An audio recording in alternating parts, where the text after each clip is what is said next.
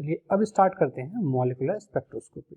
तो molecular spectroscopy में क्या करेंगे, अभी तक हमने जो पढ़ा है वो एटम की स्टडी। एटम में क्या क्या था, हमारा इलेक्ट्रॉन था, इलेक्ट्रॉन का मोशन था, ऑर्बिट मोशन, स्पिन मोशन, उसकी कपलिंग।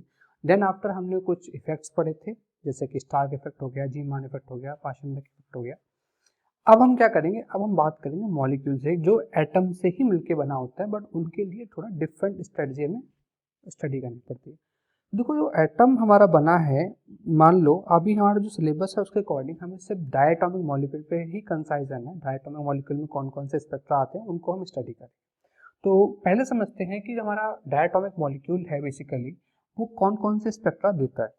तो जो डायटोमिक मॉलिक्यूल है या मॉलिक्यूलर स्पेक्ट्रोस्कोपी, ये हमारा पार्ट बेसिकली कंसाइज करता है। जो हमारा हैमिल्टोनियन होगा उसको हम 3 पार्ट्स में ब्रेक कर सकते हैं, क्योंकि 3 टाइप के ट्रांजिशन ये शो करता है। कौन कौन से, एक तो ये कर सकता है रोटेशनल मोशन, ओके, हाँ, एक कर सकता है रोटेशनल मोशन, यानी कि जिसकी वजह से हमें हैमिल्टोनियन मिलेगा, उसे हम एच आर या एच जे से शो करते हैं। इसके अलावा दूसरा ये कर सकता है बाइब्रेशनल, जिसे हम एच बी से शो करते हैं। तीसरा ये करता है कौन सा, इलेक्ट्रॉनिक, जिसे हम एच ई से शो करते हैं। तो यहाँ टोटल हैमिल्टोनियन जो होगा वो 3 टाइप के हैमिल्टोनियन से मिलकर बना होगा।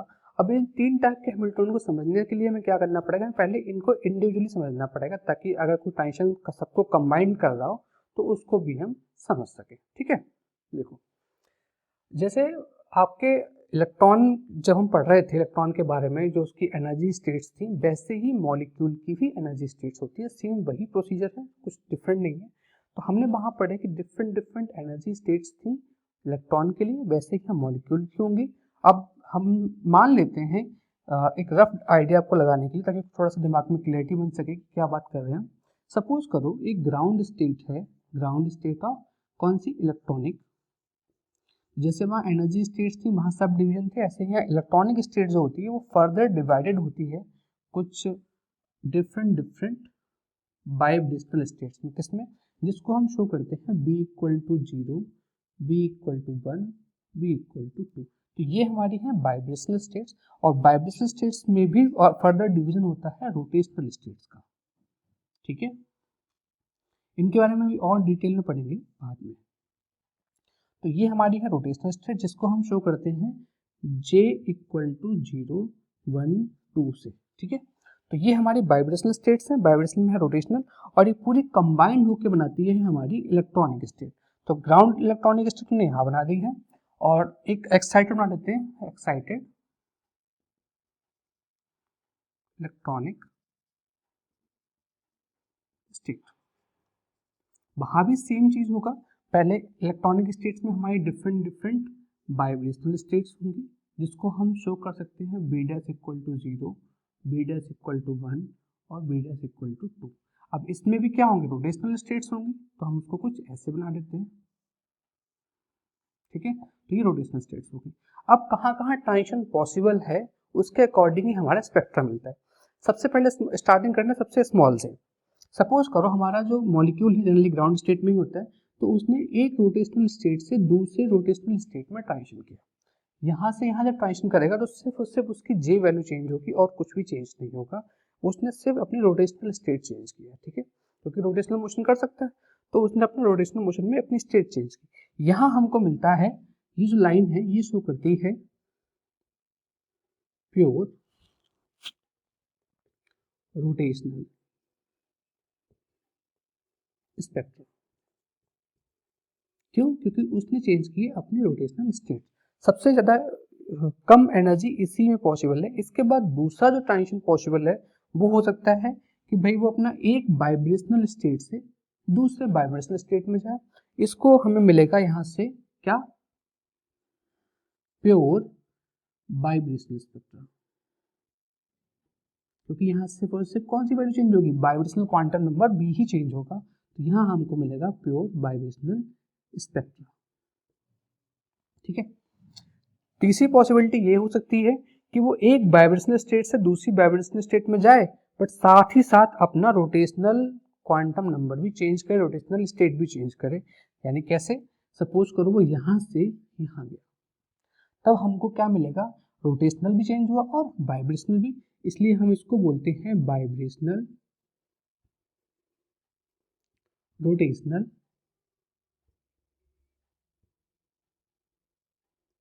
स्पेक्ट्रा, इसमें दोनों कंबाइंड इफेक्ट हमको मिलते हैं, तो उसको हम बोलते हैं बाइब्रेशनल रोटेशनल स्पेक्ट्रा।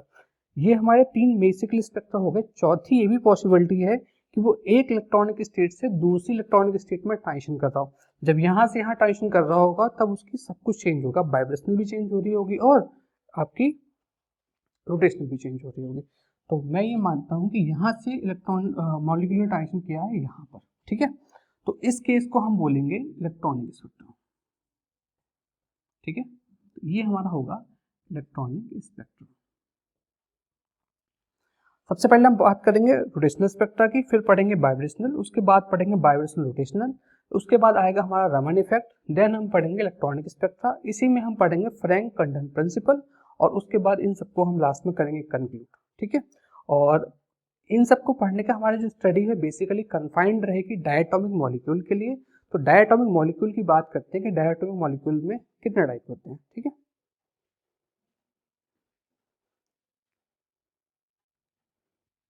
तो डायटोमिक पढ़ने से पहले हम क्या करते हैं, एक छोटी सी चीज और डिस्कस कर लेते हैं कि जो रोटेशनल स्पेक्ट्रा, वाइब्रेशनल स्पेक्ट्रा, इनकी जो रेंज है वो कहाँ से कहाँ लाई करती है।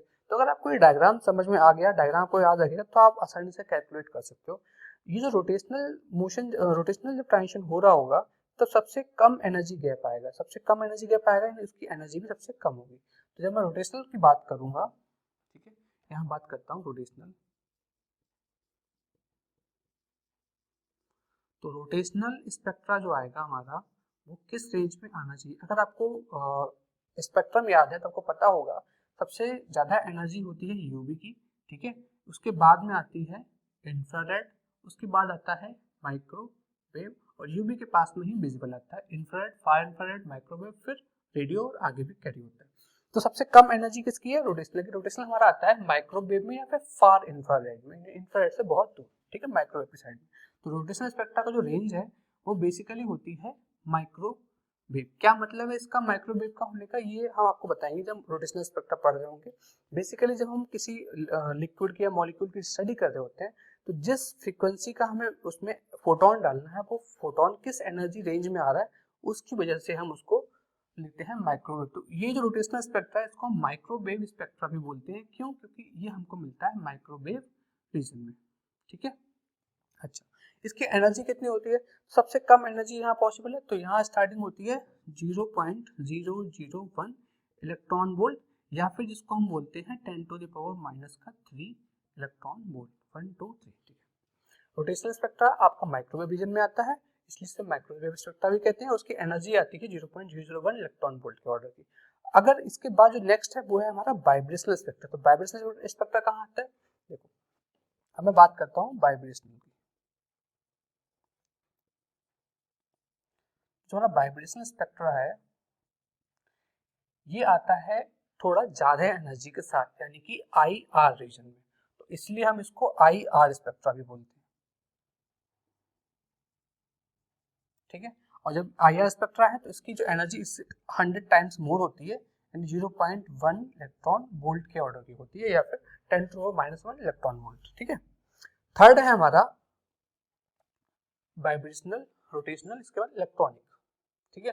इलेक्ट्रॉनिक की बात करें उससे पहले एक चीज आपको और समझनी पड़ेगी कि जो रेंज है उसके अकॉर्डिंग हम उसका नाम भी लिख लेते हैं, ठीक है। अब बात करते हैं इलेक्ट्रॉनिक की।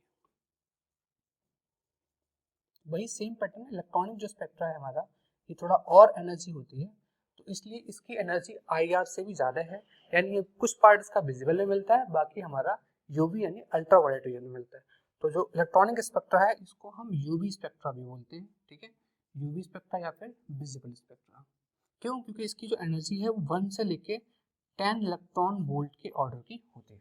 तो ये एनर्जी स्पेक्ट्रम याद रखना, और सबसे ज्यादा इंपॉर्टेंट इस पूरी स्लाइड में यही है कि कौन सा स्पेक्ट्रा कौन से रेंज में मिलता है, ठीक है। क्योंकि हमारा जो पेपर का पैटर्न है उसमें यही पूछने की पॉसिबिलिटी ज्यादा है कि कौन सा स्पेक्ट्रा किस रेंज में मिलता है, ठीक है।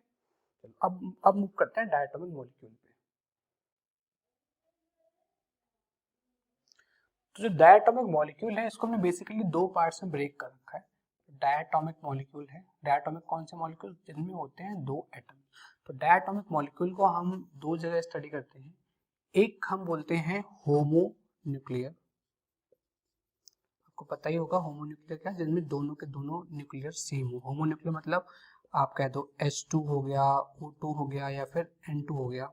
H2 में क्या होगा, एक हाइड्रोजन का एटम और दूसरा भी हाइड्रोजन का एटम होगा।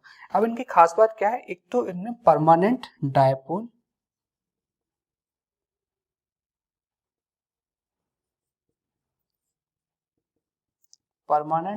मोमेंट नहीं होता, ठीक है। तो परमानेंट डायपोल मोमेंट कितना होता है, 0। क्यों, क्योंकि इनका जो इलेक्ट्रिक चार्ज सेंटर होता है वो बिल्कुल बीचों बीच में लाई करता है, इसलिए इसमें कोई भी डायपोल मोमेंट आपको मिलता नहीं है। तो ये हमारे रोटेशनल स्पेक्ट्रा को जनरेट नहीं करते, वाइब्रेशनल स्पेक्ट्रा को भी जनरेट नहीं करते, क्योंकि इनके पास परमानेंट डायपोल मोमेंट नहीं है। अब अगर डायपोल मोमेंट नहीं है तो रोटेशनल स्पेक्ट्रा और वाइब्रेशनल स्पेक्ट्रा मिलने के लिए पहली कंडीशन ही यही है कि जो हमारा मॉलिक्यूल है उसमें परमानेंट डायपोल मोमेंट होना चाहिए। परमानेंट होगा तो हमको मिल जाता है आपका रोटेशनल स्पेक्ट्रा, और अगर चेंजिंग होगा तो हमको मिल जाता है वाइब्रेशनल स्पेक्ट्रा, ठीक है। बट चूंकि इनमें डायपोल मोमेंट तो है नहीं, तो होमो न्यूक्लियर जो होते हैं वो हमको बिल्कुल भी रोटेशनल और वाइब्रेशनल स्पेक्ट्रा नहीं देते, इसलिए इनकी स्टडी करने के लिए हमें और अधिक स्पेक्ट्रोस्कोपी की जरूरत पड़ती है, लाइक ESR हो गया, NMR हो गया, वो सब, ठीक है। चलो, दूसरा होता है हमारा हेट्रोन्यूक्लियर। हेट्रोन्यूक्लियर मतलब जिनके न्यूक्लियस जो है वो डिफरेंट हो, जैसे कि आपके पास हाइड्रोजन आयोडाइड हो गया, HI हो गया, या फिर CO हो गया। तो इनमें क्या होगा, इनमें होगा हमारा जो म्यू होता है, म्यू का मतलब क्या, permanent dipole moment, it is actually not equal to 0। इनमें कुछ ना कुछ परमानेंट डायपोल मोमेंट होता है, ठीक है। ये हमको रोटेशनल स्पेक्ट्रा देते हैं और इन्हीं की हम स्टडी करते हैं बेसिकली रोटेशनल स्पेक्ट्रा में। तो अब हम बात स्टार्ट करते हैं रोटेशनल स्पेक्ट्रा को।